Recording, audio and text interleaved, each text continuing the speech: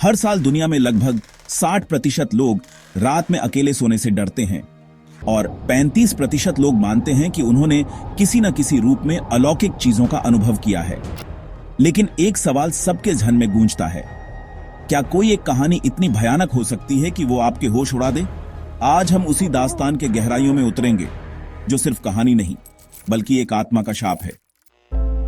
नमस्कार दोस्तों, स्वागत है आपका दिलचस्प दास्तान में। हम अक्सर डर को एक भावना मानते हैं, लेकिन असल में डर एक अनुभव है जो हमारी सोच, नींद और यहां तक कि हमारे होश तक को चीर सकता है।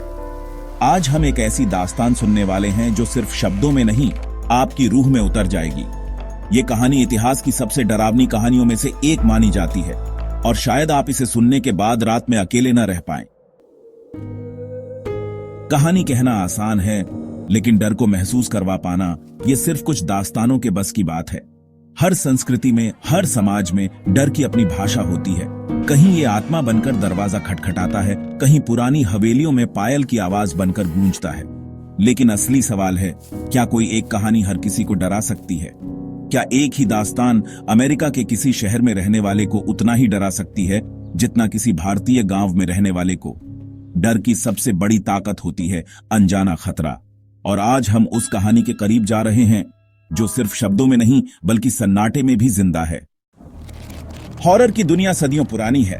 Dracula, Bloody Mary, the Conjuring, the Exorcist जैसी कहानियां और फिल्में बनी, लेकिन इनमें से कुछ डर सिर्फ पल भर का था। वहीं भारत की बात करें तो कुलधरा जैसे गांव, बंगाल की शापित बाई और राजस्थान की भूतनी हवेली जैसे किस्से पीढ़ियों से चले आ रहे हैं। लेकिन डर तब जन्म लेता है जब कहानी और सच की रेखा धुंधली हो जाए। वहीं एक कहानी जो सबसे अलग निकली वो थी छाया के परे। ये कहानी सिर्फ रहस्य नहीं थी, ये एक शापित विरासत थी। एक ऐसी कहानी जिसे सुनकर लोगों ने कहा कि उनके कमरे में अचानक तापमान गिर गया, और कुछ ने तो यह तक कहा कि उन्हें किसी की सिसकियां सुनाई दी। ये कहानी शुरू होती है एक पहाड़ी गांव शैलपुर से, जहां हर पूर्णिमा की रात को एक धुन सुनाई देती थी, वो भी एक सुनसान कब्रिस्तान से। उस गांव का एक बूढ़ा संगीतकार अमर अपने बेटे की मौत के बाद टूट चुका था, लेकिन एक रात उसने वही धुन सुनी जो उसका बेटा बचपन में बजाता था। वो दीवाना होकर निकल पड़ा उस संगीत की ओर, जंगलों को पार करते हुए, काले कोहरे से घिरे रास्तों में, जहां से लौटकर आज तक कोई नहीं आया था।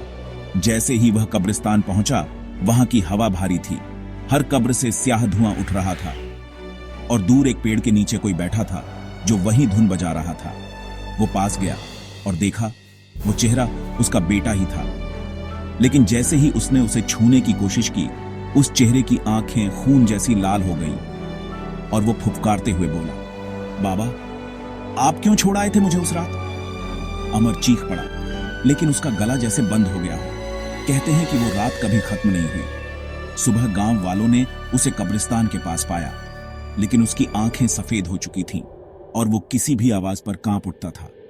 उसके बाद वो कभी कुछ बोल नहीं पाया। छाया के परे आज भी लोगों के जहन में जिंदा है वो कहानी जो एक पिता और बेटे के प्यार की नहीं, एक आत्मा के रोष की गाथा है।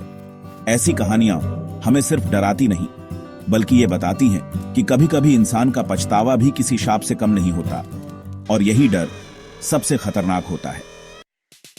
अगर आपने अब तक साथ निभाया है तो आप बहादुर हैं, लेकिन क्या आप अपनी सबसे डरावनी कहानी हमारे साथ शेयर कर सकते हैं? कमेंट में बताइए वो पल जब आपको लगा था कि कुछ तो था आसपास। और अगर आप ऐसी और भी डरावनी कहानियां सुनना चाहते हैं तो दिलचस्प दास्तान को सब्सक्राइब करें और अगली वीडियो तिमिर की चीख जरूर देखें, जहां हम एक ऐसे अस्पताल की कहानी बताएंगे जहां मरने के बाद भी मरीज वार्ड में घूमते रहते हैं।